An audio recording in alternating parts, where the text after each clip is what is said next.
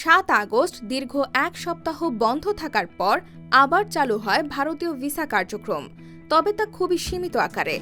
সাধারণত ১৫টি ক্যাটাগরিতে ভারত বাংলাদেশিদের ভিসা দিলেও বর্তমানে শুধু শিক্ষা এবং জরুরি চিকিৎসার জন্য ভিসার আবেদন করা যাচ্ছে, তবে সেক্ষেত্রেও বিপত্তির শেষ নেই। ফরহাদ হোসেন নামের এক পর্যটন ব্যবসায়ী বলেন, ভিসা আবেদনের সার্ভারটি সবসময় ডাউন থাকে।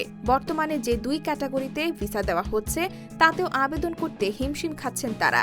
এর আগে ১৮ জুলাই থেকে অবশ্য ভারত বাংলাদেশের মধ্যকার যাত্রীবাহী ট্রেনটি বন্ধ হয়ে যায়, যেটি চালু হয়নি এখনও। এদিকে ভিসা কার্যক্রম সীমিত থাকায় সমস্যায় পড়েছেন ভারতের পর্যটন খাতের সঙ্গে সংশ্লিষ্ট পর্যটক এবং ব্যবসায়ীরা।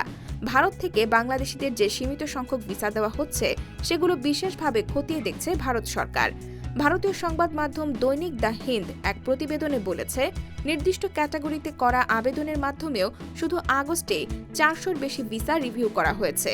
সব মিলিয়ে নিরাপত্তা ইস্যুর কারণে এমন নীতি অনুসরণ করছে বলেই মনে করছেন বিশ্লেষকরা।